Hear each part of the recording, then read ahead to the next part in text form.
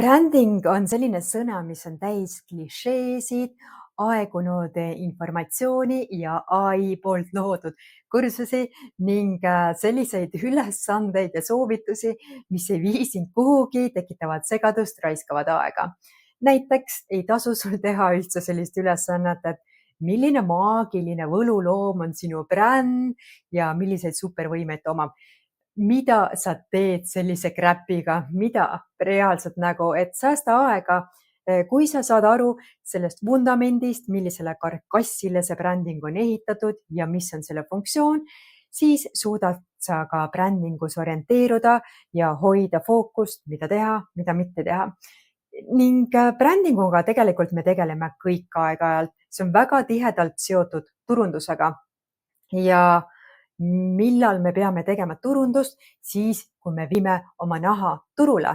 On see siis tööturg või see turg, kus sa otsid endale ideaalset kaaslast.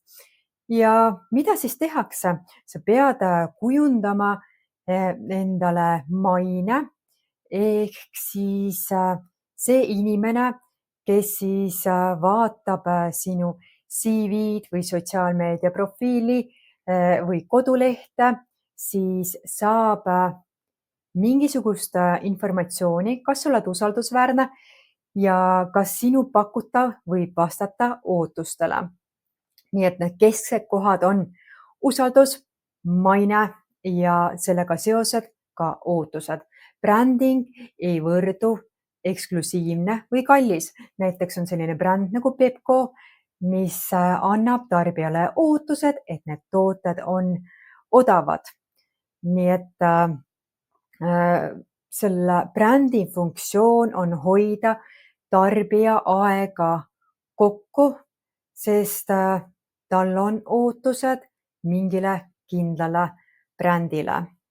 Ja siit tulevad ka need erinevad brändingu osad, siis tagasisidede kogumine ja enda siis pakutava pakendamine, et kui logo tõesti ei ole nüüd kõige kesksem asi, siis digitaalne pakendamine, nii et kui inimene satub sinu kodulehele või sotsiaalmeediakontole, siis ta saab väga kiiresti aru, mida sa endast sisaldad, mis on see energia, mis on need väärtused, mis sa endast välja annad ja kui siis personalivärbaja vaatab sinu kohta informatsiooni ja ta ei leia midagi, siis see on palju-palju kahtlasem kui see, kui seal on sellised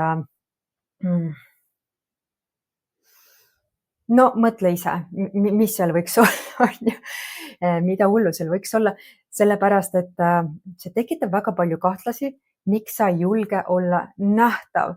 Ja siin võib olla väga palju põhjusi, kuid üks asi on näiteks see, et sul puudub enesekindlus ja loomulikult on väga palju erinevaid töökohti. On ka selliseid töökohti, kus ei olegi oluline, et sul on enesekindlus, kuid igal töökohal on tegelikult tähtis see, et sa panustad millegagi ja sa oled usaldusväärne.